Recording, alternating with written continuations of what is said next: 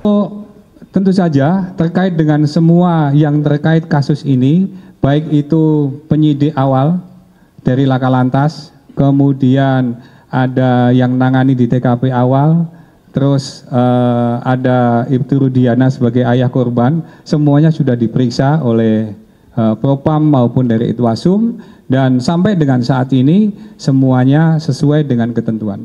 Oleh karena itu, rumor yang berkembang di luar atau mungkin pendapat atau persepsi boleh, tetapi yang jelas bahwa sekali lagi penyidik melaksanakan pemeriksaan berdasarkan alat bukti yang didapatkan, baik itu keterangan saksi ataupun alat bukti yang lainnya. Sekarang mewakili kaum hawa, jangan sampai nanti kita kena pasal karena tidak memperhatikan para wanita untuk bertanya. Monggo. Kompas.com, izin bertanya terkait kasus lain nih Pak. Soal kasus. Sebentar, ini kasus Eki dulu. Kasih Eki dulu. Oh gitu Pak. Nanti ada update untuk situasi Kamtipmas, kita bagi tugas. Pak Turno juga pengen bicara, kangen sama teman-teman sekalian. Karena aditnya nanti. Ya nanti Pak Turno yang akan menyampaikan. Apapun update-nya nanti silakan ditanyakan ke Pak Turno. Kita fokus dulu ya, kasus Eki dulu ya. Oke. Pinter kali wartawan ini ya. Ya, kita tadi mau fokus dulu untuk masalah kasus Ananda, Eki dan Vina. Nanti ada pertanyaan dari teman bahwa apakah nanti akan dikaitkan dengan kasus tersebut untuk pelaporan yang lainnya. Itu sangat dimungkinkan. Saya bilang sangat dimungkinkan ya Mas ya. Ya, sangat dimungkinkan. Bukan hanya ayahnya Peggy, tapi juga ada mungkin teman-teman sekalian kalau bisa membuka hasil sidang di pengadilan. Sidang di pengadilan. Ini ada sesuatu hal yang menarik buat teman sekalian. Mau dikasih tahu nggak? Pengen tahu atau pengen tahu banget?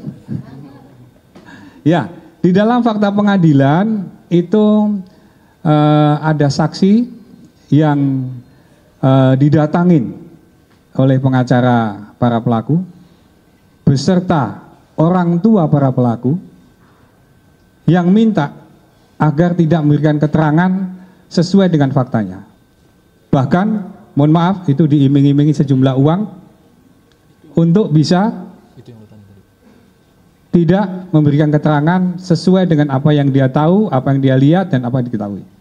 Jadi, tadi pertanyaan dari Mas, sangat dimungkinkan nanti akan ada LP berikutnya apabila kasus ini nanti akan berlanjut.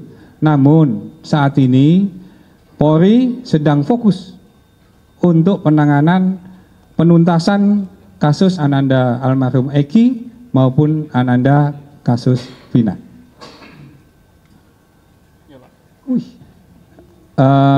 Tadi saya sampaikan tugasnya pengacara atau lawyer itu adalah bagaimana caranya untuk bisa membela kliennya dia.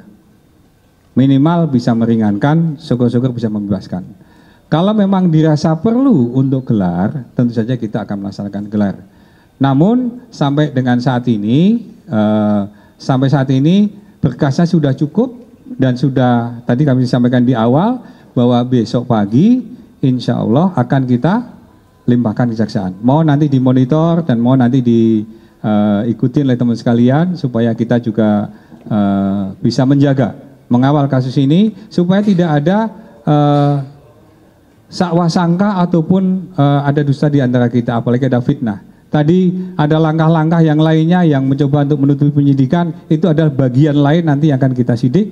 Namun yang utamanya saat ini adalah penyidik akan fokus bahwa pembunuhan sadis ini harus kita ungkap seterang-terangnya. Siapapun pelakunya harus kita tindak sesuai dengan ketentuan pelaku. Oke.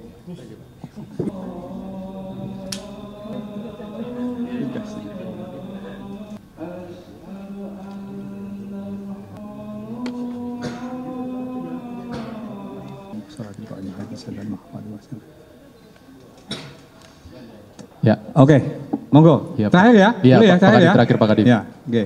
Ya, izin Pak, saya Thomas dari Kumparan.com. Ini sejauh sepemahaman saya Pak ya Pak, saya ingin minta penegasannya aja.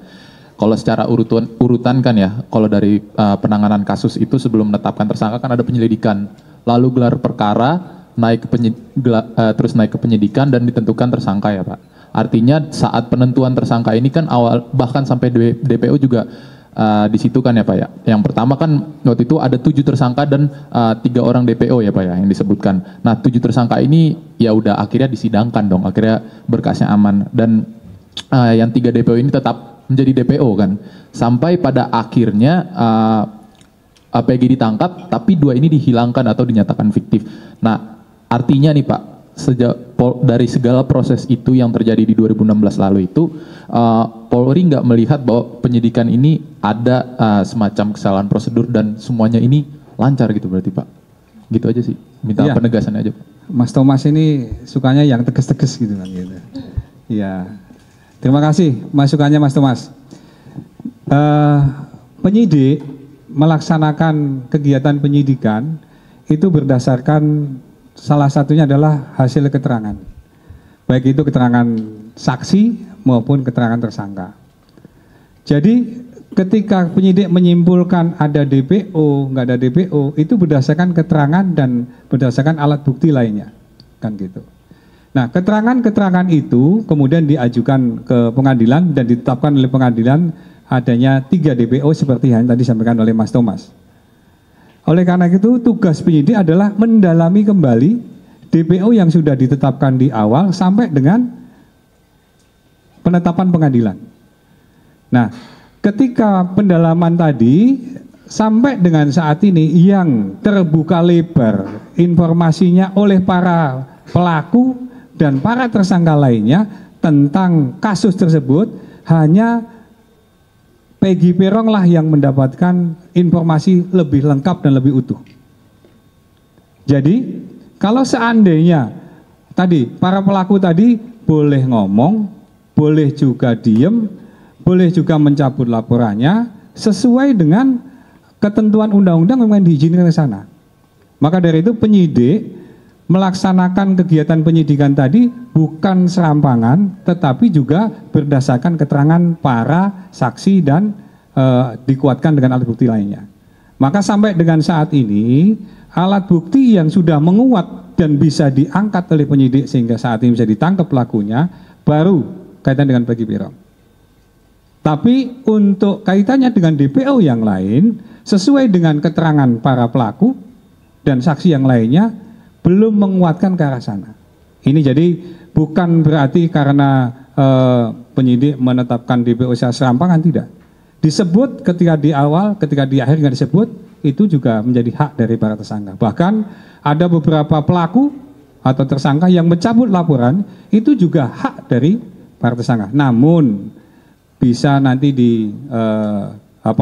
dijadikan pedoman buat kita semua. Kalau memang nawaitunya baik, kenapa harus cabut laporan? Satu. Yang kedua, mencabut laporan tadi itu juga bisa menjadi bagian dari menghalang-halangi proses penyidikan. Namun karena itu menjadi hak dari para tersangka, penyidik akan menguatkan dengan alat bukti lainnya ataupun keterangan saksi lainnya sehingga kasus ini tetap harus diproses karena pembunuhan ini sangat sadis dan sangat brutal. Mudah-mudahan almarhum Ananda Eki dan Vina mendapatkan tempat yang istimewa di sisi Allah SWT dan kasus ini bisa terbuka dengan lebar, dengan terang benderang, dan kami dari kepolisian mengucapkan terima kasih buat teman-teman sekalian, para pakar, para ahli, para narasumber yang sudah memberikan banyak masukan, input kepada kita sehingga kasus ini bisa berjalan dengan semestinya, dan kami juga mohon koreksi apabila ada hal-hal yang tidak sesuai dengan ketentuan, mohon kami diinformasikan, ada hotline atau ada pelanggaran atau kode etik ataupun yang tidak sesuai dengan ketentuan, tolong dilaporkan kepada Propam maupun kepada Itwasum. Itu mungkin penegasan dari saya. Terima kasih teman-teman atas atensi dan perhatiannya. Kasus ini mudah-mudahan segera bisa kita limpahkan dan berjalan sesuai dengan apa yang kita harapkan, dan harapan kami jasa dari teman-teman sekalian bisa menyebarluaskan hal ini juga mendapatkan imbalan dari Allah SWT. Terima kasih. Wabillahi taufiq wal hidayah. Wassalamualaikum warahmatullahi wabarakatuh.